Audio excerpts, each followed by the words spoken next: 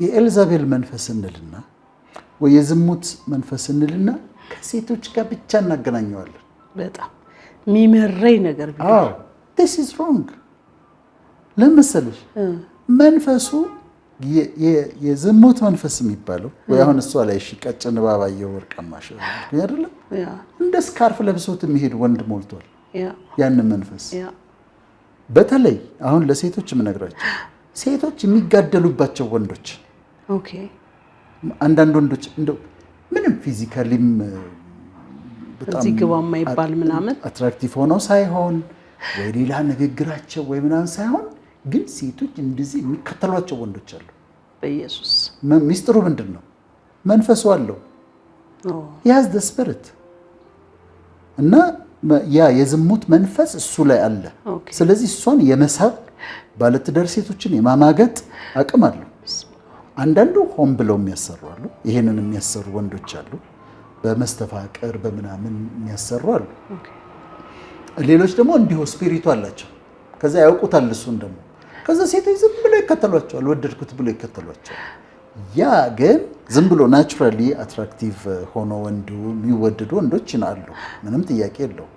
ግን ይሄ የኤልዛቤል መንፈስ ይሄ የዝሙት መንፈስ ያለባቸው ወንዶች እንዳሉ ሁሉ ጊዜ ከሴቶች ጋር እናገናኘዋለን። ወንዶች እንዳሉ ማወቅ አለብን። ከዛ የመጣል ሴቷን የመጣል አቅም ያላቸው በመንፈስ ታግዘው በአጋንንት ታግዘው ሴቷን የመጣል አቅም ያላቸው ወንዶች እንዳሉ ማወቅ አለባቸው። ስለዚህ የማይሆን አትራክሽን ሲመጣ የነሱ ታይፕ ያልሆነ ወንድ ናቹራሊ የማይወዱት ወንድ ግን በጣም ሲሳቡ እንደ ማግኔት ወይም ሴክሹዋሊ አትራክትድ ሲሆኑ ሲያዩ ሰውየው አንገት ላይ ጄባቧ ልትኖር እንደምትችል መጠርጠር አለባቸው፣ መጠቀቅ አለባቸው። የዝሙት መንፈስ ወንዶችም ጋር አለ። ስለዚህ ሴቶቹን ሁሉ ጊዜ ያንን ልክ ሴቷ የምትጥል ሴቷ ምን ተደርጎ መታየት የለበትም። ከዚሁ ጋር ተያይዞ አንዳንድ ሴቶች አሉ። ለምሳሌ አለባበሳቸው በጣም አጭር ቀሚስ ያደርጋሉ፣ እዚህ ጋር ጡታቸውን የሚያሳይ ነገር ያደርጋሉ፣ ምናምን ያደርጋሉ እና አንዳንዶቹን ቀርበሽ ስታያቸው እንዲህ ስታያት በቃ ለማማለል የተዘጋጀች ዱርዬ ምናምን አርፋ ማትቀመጥ ነገር ትመስልሻለች። ስትቀርቢያት ግን ከመጠን በላይ ጨዋ ሆና ታገኛታለሽ። ከመጠን በላይ አሁን የአሜሪካ ቸርቾች ጋር ሄድ ስለነበር አንድ ጊዜ አንድ ቸርች ሲሄድ በጣም ዘናጭ ልጅ አለች። ከፊት ነው የምትቀመጥ፣ አጭር ቀሚስ ነው የምታደርገው ምናምን አለባበሷ ምናምን እንደዛ ነች። ከዛ ቸርች ውስጥ ያላት ስም ጥሩ አይደለም በልብሷ ምክንያት ካለባበሷ ከስታይሏ የተነሳ። ከዛ እኔ ማግኘት ነበረብኝና አገኘኋት። ህይወቷን ስትነግረኝ የምትጸልየው ጸሎት በእግዚአብሔር ፊት የምትኖረው ኑሮ የምትኖርበት ቅድስና ስታንዳርድ አስገራሚ ነው። ስለዚህ አለባበስ አይተን ጀጅ እንዳናደርግ ደግሞ ይሄ መንፈሱን ከሴት ጋር ብቻ ሽማግሌዎች ወንዶች ሀብታም ወንዶች ቪያግራ የገዙ ታዲያስ ስንት እኮ መንፈስ አላቸው እኮ ሽማግሌ ሆነው ገንዘብ ትንሽ ያላቸው ስንት ሴቶችን የሚያባልጉ የዝሙት መንፈስ ያለባቸው ሰዎች አሉ። በገንዘባቸው የሚያደርጉ እና ሁሌ ደሊላ ኤልዛቤል ብለን እንዲህ አይነቱን ችግር ሴቶቹ እንደሚያመጡት አድርገን ማሰብ የለብንም። የወንዶቹም አሉ ለማለት ነው። ከዛ ደግሞ ጀጅ ማድረግ በአጠቃላይ ሰዎችን ጀጅ አለማድረግ እንዴት ጥሩ መሰለሽ። እኔ ማምንበት በትክክል ማምንበት የሚሰሙንም ሰዎች በተለይ ወጣቶች ከሰሙን እንዲቀበሉት የምፈልገው ነገር አንድ ነገር አለ። አሁን እኔ ቅድም እንዳልኩሽ ነገሮች ብቅ ሲሉ ድካሚ ምናምን ልበል እንጂ የምኖርበት የህይወት ስታንዳርድ ይህን በተመለከተ በጣም ከፍ ያለ ነው። በጣም ነው የምጠነቀቀው። በጣም ማመናች ከመጠን በላይ ነው። እንደውም አንዳንዴ ያበዛዋለሁ እላለሁ። በጣም በጥንቃቄ ነው የምኖረው። እምነቴ ማንኛው የፍቅር ግንኙነት በተለይ አካላዊ የፍቅር ግንኙነት ሴክሹዋል ሪሌሽንሺፕ በቃል ኪዳን ውስጥ ብቻ ነው መደረግ ያለበት ብዬ ነው የማምነው። በኮቨናንት ብቻ። ኮቨናንቱ ምንም አይነት ይሁን ግን ኮቨናንት ውስጥ በቃል ኪዳን ውስጥ ነው መሆን ያለበት እንጂ ከቃል ኪዳን ውጪ እንደዛ አይነት የስጋ ግንኙነት መደረግ የለበትም። ይሄ ስታንዳርድ አንድ ይሄን ያሽል ባለትዳር ሆኖ በፍጹም ባለትዳር ወንድ ሌላ ሴት ጋር መሄድ አይችልም፣ መሄድ የለበትም። ባለትዳር ሴት በፍጹም ሌላ ወንድ ጋር መሄድ የለባትም፣ ክልክል ነው። ይሄም ስታንዳርድ። ሌላው ስታንዳርድ ሴት ሆና ባለትዳር ወንድ አፕሮች ሲያደርጋት በፍጹም እሺ ማለት የለበትም። ትክክል። አንደር ኖ ሰርከምስታንስስ ይሄ ያስቀጣታል፣ ቅጣታል። ምክንያቱም ሜሬጅ በእግዚአብሔር ፕሮቴክትድ ስለሆነ አሁን ሴቷ ተነስታ ሌላ ሰው ትዳር ውስጥ ገብታ ኢንተርፌር ስታደርግና ከሰውየው ጋር ስትሆን ቅጣት አለው። ወንዱ የሌላ ሰው ላይ ትዳር ላይ ኢንተርፌር አድርጎ ከሰው ሚስት ጋር ችግር ውስጥ ከገባ ቅጣት አለው። ራሱ እግዚአብሔር ቅጣት አለው። ይሄኛው ደንበኛ ቅጣት አለው። ከዛ ደግሞ ይሄ ያልኩሽ ሪሌሽንሺፕ ሴክሹዋል ሪሌሽንሺፕ በኮቨናንት ውስጥ ብቻ መደረግ ያለበት ነው ብዬ አምናለሁ። ስለዚህ እኔና አንቺ ስናወራ፣ ስንቀልድ፣ ስንጫወት ሌላ ሜሴጅ እንዳይመስላቸው፣ እንደሚቻል እንዳይመስላቸው፣ ወይም እኛም እንደፈለግን የምንኖር እንዳይመስላቸው። ምንም አይነት ነገር ሲገጥምሽ ግን ያንን አጋጣሚ ማለት አሁን አንዲት ሴት መጣች ለእኔ ሳይሆን እኔ ትዳር ውስጥ አይደለም ያለሁት አይደል፣ ብቻዬን ነው የምኖረው። እግዚአብሔርን ካልፈራሁ ማንም አያየኝ ምንም ነገር ባረክ ውጭም ሲሄድ እዚህም ሰውን ብቻዬን ስለምኖር ማንም ተቆጣጣሪ የለኝ፣ አለቃ የለኝ ከእግዚአብሔር ውጪ። እግዚአብሔርን ከመፍራት ውጪ ሌላ ችግር የለብኝም። ግን አንዲት ሴት ስትመጣ የኔን ፍላጎት ሳይሆን የእሷን ሕይወት ነው የማስበው።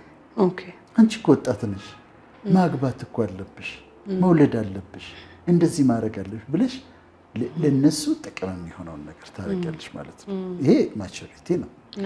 እዚሁ ጋር ተያይዞ አንድ ነገር ማስተካከል እንፈልገው ምን አለ መሰለሽ፣ ስለ ድካም ላውራ። ማንም ፖዚሽን ላይ ያለ ሰው በቤተ ክርስቲያን አገልግሎት ቢሆን፣ በመንግስት ኃላፊነት ቢሆን፣ በማህበረሰብ ኃላፊነት ቢሆን ሶስት ሰው የሚፈተንባቸው ሶስት ነገሮች አሉ። the 3 P's ይባላሉ ወይም the 3 F's ይባላሉ።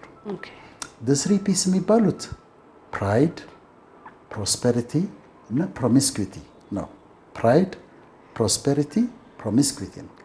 the 3 F's ደግሞ የሚባሉት ፌሚል፣ ፎርቹን፣ ፌም ማለት ነው። እሺ አሁን ይገለበጣል። ለእናንተ ደግሞ ወንድ ይሆናል። እነዚህ ምንድን ናቸው? አሁን ፕራይድ ወይም ፌም ጋር ሰው በዝና ይፈተናል።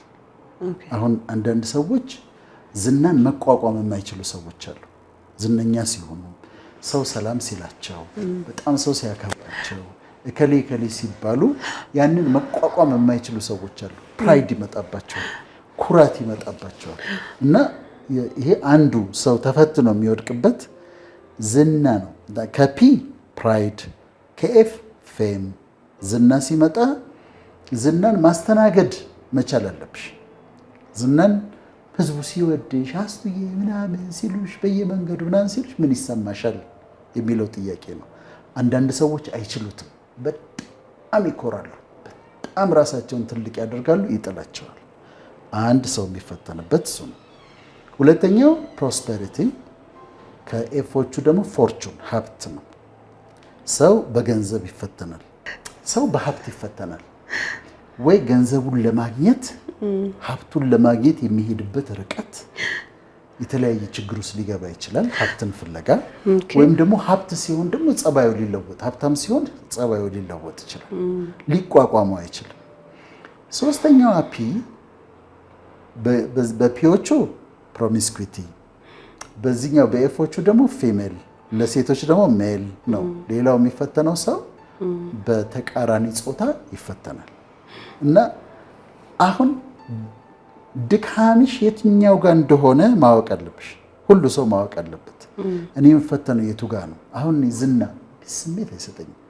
ምንም በደንብ ነው ሃንድል የማደርገው። መንገድ ላይ ሰው ፎቶ ሲነሳ ራሴን ዝነኛ ማድረግ አይደለም፣ ግን የህዝብ ፍቅር ሳይ ምናምን ምንም ስወጣም ከቤቴ አምነው በዲ ብዬ ነው የምወጣው። ከዛ ሰላም ሲሉኝም ሰላም እንግዲህ እንትን አይሰማኝም። ገንዘብ አያታልኝ በጣም አስፈላጊ ነው፣ ግን አይቼው ንቄው ምናምን ይመጣል እሰጠዋለሁ ምናምን። ከዛ እንትን ግን አሁን ሶስተኛዋ ላይ ጥንቃቄ ያስፈልገኛል። ባለትዳር አይደለሁም፣ ጎልማሳ ነኝ። መጽሐፍ ቅዱስም ይላል ጎልማሳ መጠንቀቅ እንዳለበት። ስለዚህ ድካሜ ስል እንደዛ ለማለት ነው። አንዳንድ ሰው በኦርቶዶክስ ቤተክርስቲያን ያድጋል፣ ከቤተሰብ ወይ በወንጌላውያን መካከል ያድጋል። ከዛ ቀላል ነው ስፒሪቹዋል ለመሆን፣ ለነሱ ቀላል ነው። ለእኔ አይነቱ ሰው ደግሞ በጣም ዓለምን አይቶ ለመጣ ሰው፣ እኔ 8ኛ ክፍል ነው ናይት ክለብ መሄድ የጀመርኩት። ግራጁዌት ካረኩም በኋላ ግን እቺ ናይት ክለብ መሄዷ፣ መጠጣቱ፣ ማጨሱ፣ መቃሙ ምናምን ነበረ። እቅም ነበረ፣ ጌታን ይገላገል ጨስ ነበር፣ ሌሎችም ተደማሪ ነገሮች ኤክስፔክት ታደርጊያለሽ። ማለት አራድነት የሚባለውን ነገር እስከ ጥግ ድረስ አይተሽው ስትመጪ። ሰፈሬ ሪቺ አካባቢ ነው። ጓደኞቼ የጨርቆስ ልጆች ናቸው እና በቃ የመጨረሻውን ጥግ አይተነዋል። ያንን አይተሽ ከዛ ደግሞ ወደዚህ መተሽ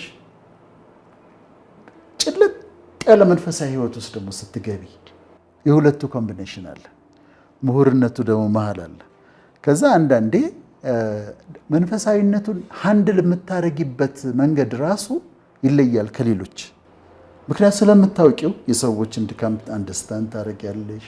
ሰዎች ሲወድቁ አትፈርጅባቸውም። ሰዎች ሲደክሙ እንዴት እንደዚህ ገባ አትይም።